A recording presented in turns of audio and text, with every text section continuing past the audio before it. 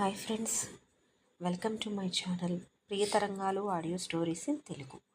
ఈ ఛానల్ మీకు నచ్చితే లైక్ చేసి, షేర్ చేసి, సబ్స్క్రైబ్ చేయండి. సబ్స్క్రైబ్ చేయడం మాత్రం మర్చిపోవద్దు. మదిలో నీవే ప్రియ పార్ట్ 10. తన ప్లేస్లో ఉన్న థింగ్స్ అన్నీ తీసుకొని అర్నవ్ క్యాబిన్కి షిఫ్ట్ అయిపోతుంది అన్వి.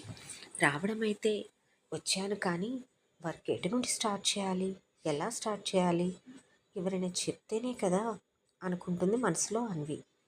వర్క్ చేసుకుంటూ సైలెంట్గా కూర్చున్న అన్విని చూసి, ఏంటి మేడం, తమరేమైనా పెళ్ళికి వచ్చారా, అలాగే కూర్చొని చూస్తున్నారు, నోరు మూసుకొని పనిచేయి అని కసురుతాడు. తన వాయిస్లో బేస్కి భయపడి, ఎలా చేయాలో తెలియడం లేదు బావా, పాత పిఏ దగ్గర ట్రైనింగ్ కావాలి కదా అంటుంది.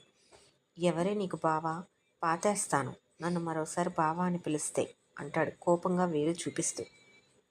కన్నీళ్లతో తలదించుకొని అలానే ఉండిపోతుంది అన్వి. అర్ణవ్ అసహనంగా పాత పిఏకి కాల్ చేసి రమ్మంటాడు. అన్వి కళ్ళు తుడుచుకొని సైలెంట్గా సిస్టమ్ ఆన్ చేస్తుంది. ఇందులో పాత పిఏ లోపలికి రాగానే తనకు ట్రైనింగ్ ఇవ్వు, 2 రోజుల్లో తనకు ట్రైనింగ్ ఇచ్చి నువ్వు మెయిన్ బ్రాంచ్కి మూవ్ అవ్వచ్చు అని చెప్తాడు. సరే సార్ అని చెప్పి అన్వి దగ్గర కూర్చొని ఆ రోజంతా ఎక్స్ప్లెయిన్ చేస్తాడు. వెళ్లే ముందు అర్ణవ్ దగ్గరికి వస్తాడు. రేపు కూడా తనకు ట్రైనింగ్ ఇవ్వు అని చెప్తాడు. అతను నవ్వుతూ, అవసరం లేదు సార్, తను పర్ఫెక్ట్గా ట్రైన్ అయింది అంటాడు. ఒక్కరోజుకేనా అంటాడు ఆశ్చర్యం కనపడనీయకుండా. హా సార్ అంటాడు. ఇది ఇంత తెలివైంది కాబట్టే నా బాబు దీన్ని తెచ్చి నన్ను ఎత్తిన పెట్టాడు అని కసితీరా తిట్టుకుంటాడు అర్ణవ్. సరే నువ్వు వెళ్ళు అని అతను పంపిస్తాడు. సార్ నేను వెళ్ళవచ్చా అంటుంది ఆఫీస్ టైం అయిపోగానే అన్వి. వెళ్ళు, కానీ రేపు ఉదయాన్నే నేనుండే ఫామ్ హౌస్కి వచ్చి అక్కడ నుండి టెండర్ ఆఫీస్కి వెళ్ళాలి అంటాడు. సార్ టెండర్ ఆఫీస్ ఇటువైపే కదా, నేను ఇటు నుండి డైరెక్ట్గా వచ్చేస్తాను అంటుంది అన్వి.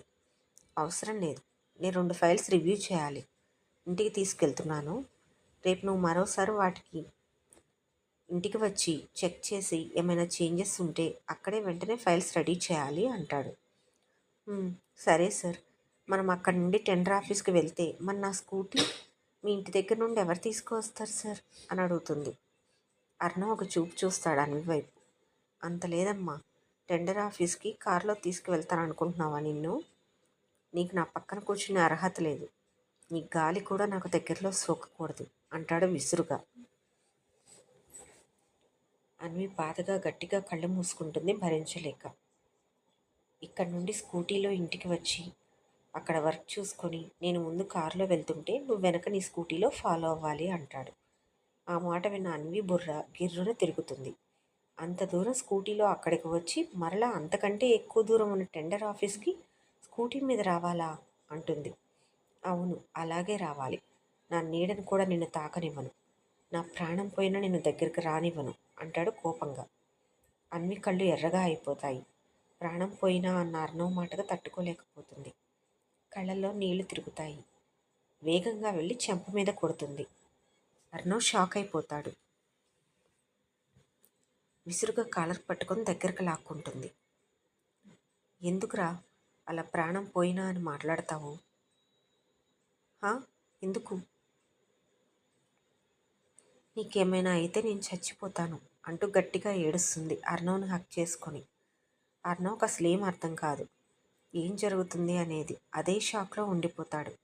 కొద్దిసేపటికి తేరుకున్న అన్వి అర్ణవ్ని వదిలి, సారీ సార్, రేపు ఇంటికి వస్తాను టెండర్ ఆఫీస్కి వెళ్ళడానికి అని చెప్పి తనను వదిలి వెళ్ళి తన ప్లేస్లో కూర్చుంటుంది. అన్వి స్పర్శ దూరం అవ్వగానే తేరుకున్న అర్ణవ్ కోపంగా తన టేబుల్ మీద ఉన్న ఫైల్స్ అన్నీ చెల్లా చెదురుగా విసిరేస్తాడు. అన్వి భయంగా లేచి నిలబడుతుంది.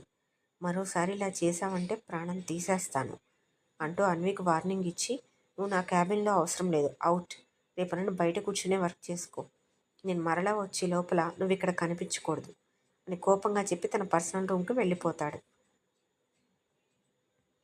ప్రేమిస్తే ఇంత బాధగా ఉంటుందా అనుకుంటూ ముందు అర్ణవ్ విసిరేసినవి అన్నీ నీట్గా సర్ది తన థింగ్స్ అన్నీ తీసుకొని బయటికి వెళ్ళి తన ప్లేస్లో పెట్టుకొని బ్యాగ్ తీసుకొని ఇంటికి వెళ్ళిపోతుంది. అర్ణవ్ తన రూమ్లోకి వెళ్ళి తల పట్టుకొని అలానే కూర్చుండిపోతాడు. అన్వి మాటలు తన బాధ మైండ్లో తిరుగుతూ ఉంటే అసలు ఏం జరుగుతుంది? అన్వి మనసులో నేనున్నానా అని అనిపిస్తుంది అర్ణవ్కి.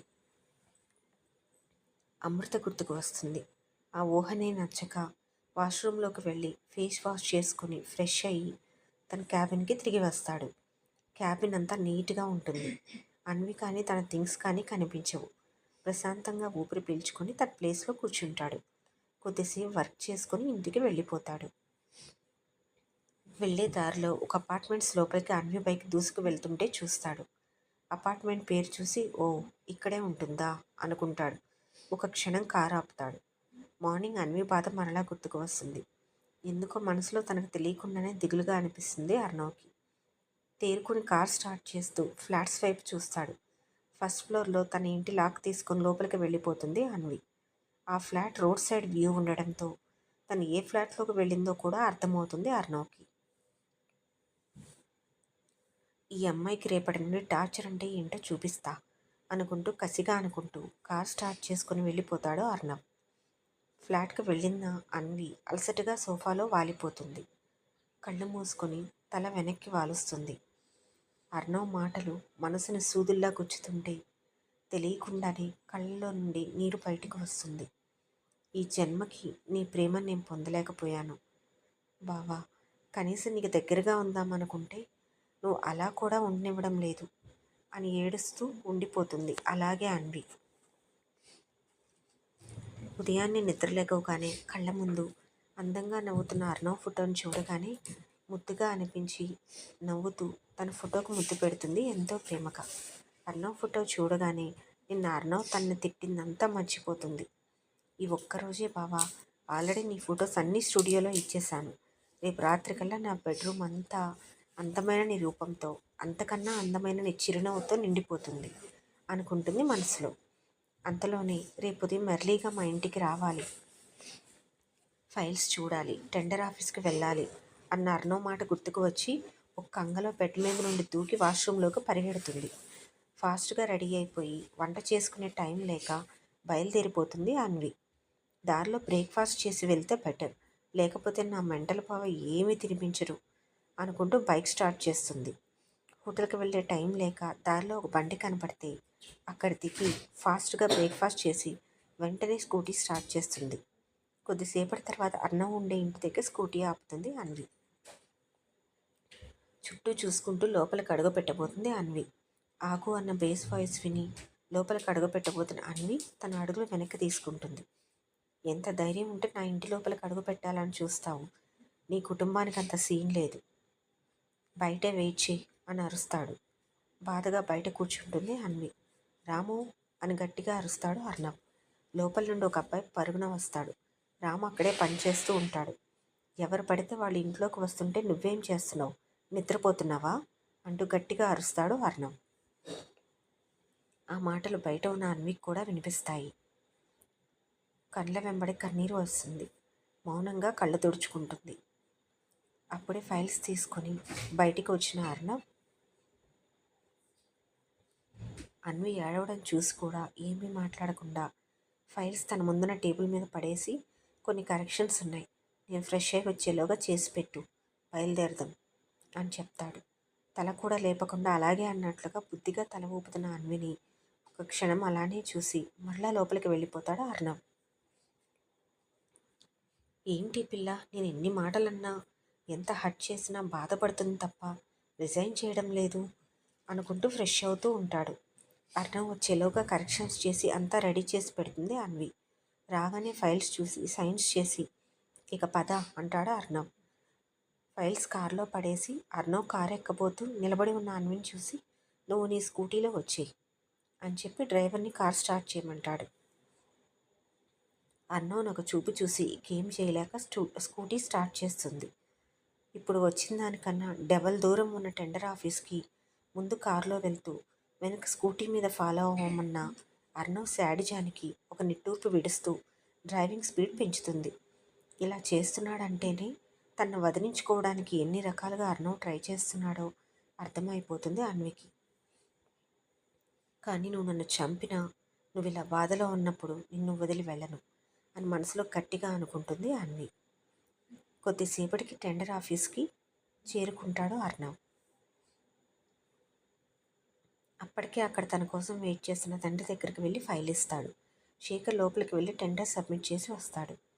అవునరా, అన్వి ఎక్కడా? మార్నింగ్ ఫైల్స్ కోసం ఇంటికే వచ్చింది కదా, నువ్వు తీసుకురాలేదా అంటాడు శేఖర్. అడ్డమైన వాళ్ళని నేనెందుకు తీసుకువస్తాను డాడ్, తను వెనక స్కూటీ మీద వస్తుంది అని చెప్తాడు.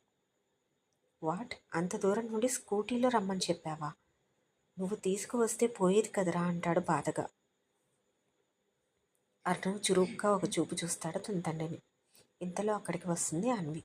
ఎర్రటి ఎండలో ఇంత దూరం స్కూటీలో రావడం వలన తెల్లటి అన్వి చర్మం కమిలినట్టుగా ఎర్రగా అవడంతో శేఖర్ కోపంగా అర్ణవ్ వైపు చూస్తాడు. అర్ణవ్ కూడా ఒక్క క్షణం అన్విని చూడగానే పాపం అనిపిస్తుంది. కానీ ఆ ఫీలింగ్ క్షణికం మాత్రమే ఉంటుంది. వెంటనే లోపలికి వెళ్ళిపోతాడు మొహం తిప్పుకొని. ఇంతలో టెండర్ రిజల్ట్స్ డిక్లేర్ చేసే టైం కావడంతో వాళ్ళు కూడా లోపలికి వెళ్తారు. కొద్దిసేపట్లోనే టెండర్ అర్ణవ్ వాళ్ళకే వచ్చినట్లుగా డిక్లేర్ చేస్తారు. అర్ణవ్ విజయ గర్వంతో ఫార్మాలిటీస్ క్లోజ్ చేస్తాడు. తర్వాత ముగ్గురు బయటికి వస్తారు. అర్ణవ్ ఒకసారి అన్వి వైపు చూసి, డాడ్ ఉన్నారు అని తనతో పాటు కారులో వద్దామని అనుకుంటున్నావేమో, నువ్వు నీ స్కూటీలో మాత్రమే రావాలి అని చెప్పి స్టైల్గా గగుల్స్ పెట్టుకొని వెళ్ళిపోతాడు. వెళ్తున్న అర్ణవ్ని ఇష్టంగా చూస్తూ, బావ ఈ గ్లాసెస్ పెట్టుకుంటే చాలా బాగున్నాడు కదా మావయ్య అంటుంది అన్వి. అప్పటిదాకా అర్ణవ్ అన్విని అన్న మాటలకు బాధపడుతూ వెళ్తున్న అర్ణవ్ని చూస్తున్న శేఖర్ అన్వి మాటలకి షాక్ అవుతూ తన వైపు చూస్తాడు. నీకు బాధ వేయడం లేదా అన్వి? వాడు అంతలా హింసిస్తుంటే నాకిప్పుడు నేను తప్పు చేశాను అనిపిస్తుంది నిన్ను ఇక్కడికి పిలిపించి. వద్దురా, నువ్వు ఇక్కడి జాబ్ మానేయి, వాడు నిన్ను మరీ దారుణంగా హింస పెడుతున్నాడు అంటాడు బాధగా తన తలనిమిరి. అమ్మ కొట్టిందని తన నుండి దూరంగా వెళ్తామా మామ? ఇది కూడా అంతే. ప్రేమించాను ప్రాణం కంటే ఎక్కువగా. తన్ని ఈ పరిస్థితిలో వదిలి వెళ్ళలేను. నేను వెళ్ళడం అంటూ జరిగితే అది బావ నార్మల్ అయిన తర్వాతే అంటుంది స్థిరంగా. మీ బావ నార్మల్గా అయ్యాక నా కోడలుగా రావా అన్వి? బావ మనసులో నేను లేను మామ. మనసు లేని మనవు నిలబడదు. తను నార్మల్ అయితే నేను ఇక్కడ జాబ్ మానేస్తాను, వేరే జాబ్ చూసుకుంటాను అంటుంది అన్వి. దేవుడా, వీళ్ళ దారులు ఎటు వెళ్తున్నాయి అనుకుంటాడు మనసులో దిగులుగా శేఖర్.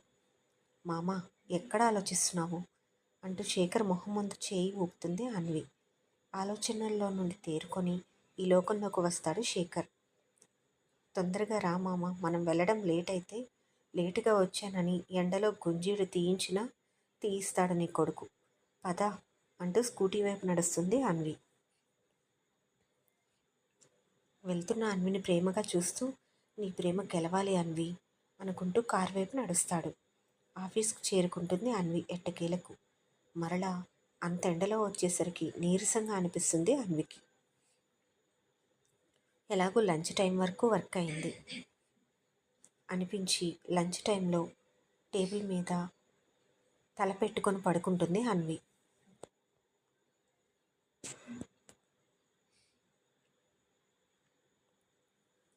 బయటికి వెళ్తూ అన్విని చూసిన అర్ణవ్ అది లంచ్ టైం కావడంతో ఏమీ అనలేకపోతాడు. ఈ రోజుకి ఇక చాలే, ఇప్పటికే డోస్ ఎక్కువైంది అనుకుంటూ వెళ్ళిపోతాడు. తర్వాత వర్క్ ఎలాగో అయిందని మించి ఇంటికి చేరుకుంటుంది అన్వి.